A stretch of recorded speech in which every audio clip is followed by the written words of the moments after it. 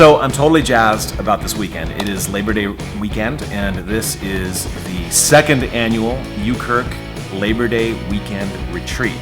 UKirk is a combination of university, U, and the Scottish word for church, Kirk. And I lead the UKirk at ASU, Arizona State University. We're heading to San Diego. We're going to be talking about what does it mean to love someone or something, the sense of community love. And of course, spicy. If you've never played spicy, Google it. It's a lot of fun. It's going to be a great weekend. We'll see you on the trip.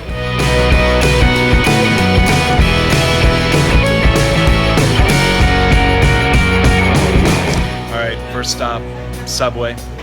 There's the crew. Wave, everybody. Oh, it's recording. There you go. Subway. All right, so this is day one of our UKirk retreat, and we're gonna be heading off to Mission Beach. Everybody say hi! Hi. Here we come, walking down the street. We get the funniest looks from everyone we meet. Hey, hey, we're the monkeys! You're actually embarrassing Dad again. Dad! Stop! Oh, the last time we were staying here, they found a dead body in this grassy area.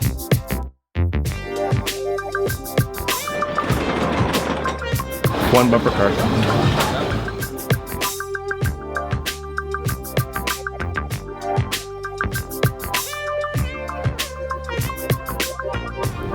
I stopped to take some video of people walking on the boardwalk, and I already lost the group.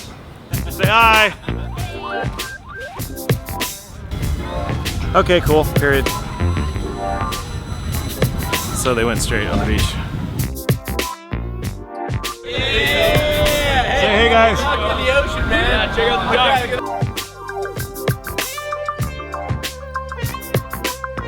dock. We're heading down to La Jolla Cliffs, where we're going to be worshiping with our Lutheran sisters and brothers and sharing communion with them. It's going to be pretty cool, actually. This is my favorite part of the whole weekend. I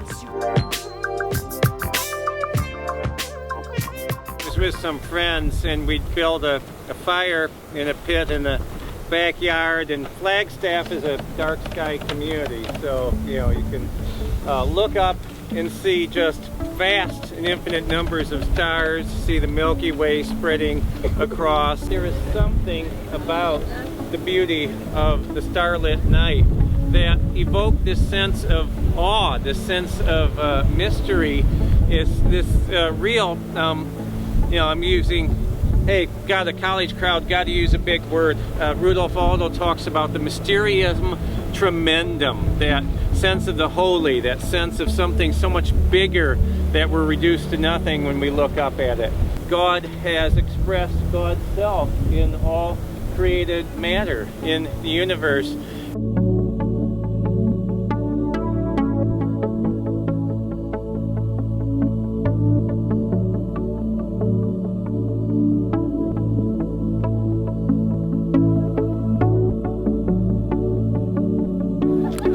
So that was the communion service. So the sun has gone down behind the clouds, and we are leaving because it's cold. It's really cold. Jenna's cold. I don't approve.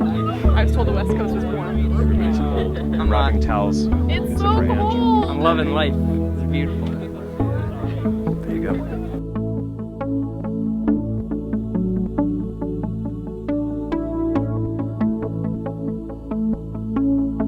Lord, bless this food, nourish this body, mind, and soul. Amen. Yep. Sorry, God. I hope you still agape me.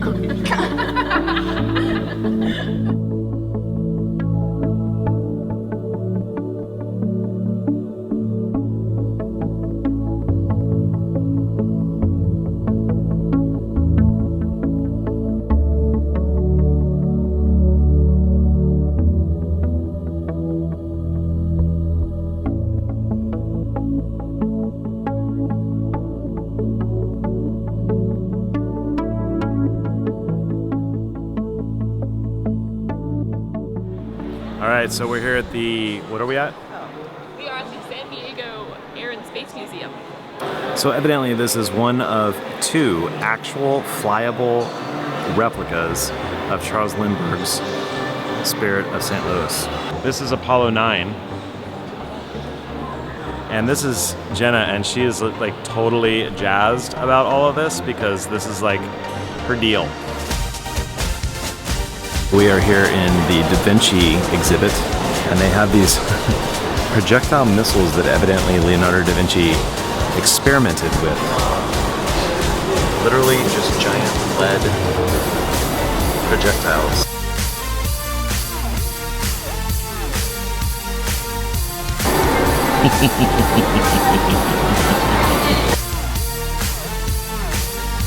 Strange torture device. Spring-powered car.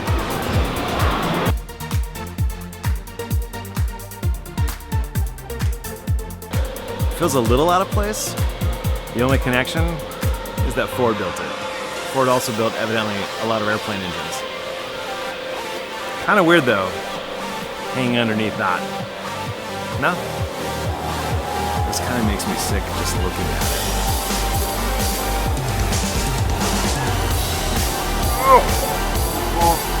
We're going into Old Town, and Jenna's being mean to me. Lies and slander. Lying is a sin, Aaron. See what I have to put up Lying with? is a sin. You see what I have to put up You're with? a pastor, don't you know that?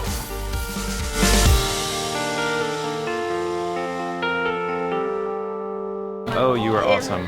Oh, we can get that. We printed it out. And Oh, there awesome. you go. Thank you. Say hi. Hi.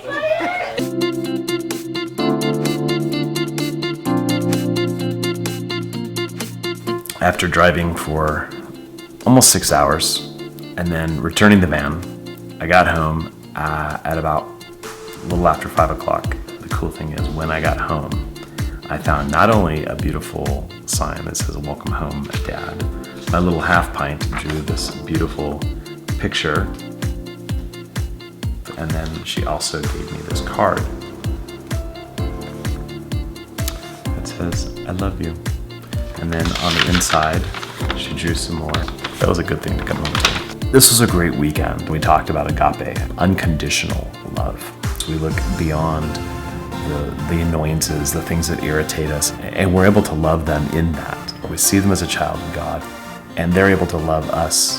What would it be like to really live in a community that really embodied this concept of agape, that when one hurts, the whole system, the whole family, the whole network hurts. And we share the joys and the celebrations as well. I think that's what Jesus was trying to share with his disciples. I think that's the kind of interconnectedness that was lacking in the community in the Roman Empire, and is probably lacking here in our Western culture, that where we idolize individuality. It's about me and I, but it's really about us. It's been said that a community or a society can be judged, the health of a community or a society can be judged. How do they take care of the ones that are truly suffering? How do they take care of the poor? How do they take care of the sick? They're sick, they're elderly, they're mentally ill. And the word that is constantly used throughout the Greek Testaments is this concept of agape, of mutuality. When one suffers, we all suffer. Unconditional love. And unconditional love is not always about being nice to one another. I think nice has a falseness to it. Nice is, I'm going to say things to you, but I'm not going to say anything that might offend you because I don't want to upset you, even if something really needs to be said. Agape comes in and says, and it embodies this compassion and love and honesty and authenticity. And agape isn't just about talking at, but listening to and listening for and paying attention for the reality of God's grace present in that relationship.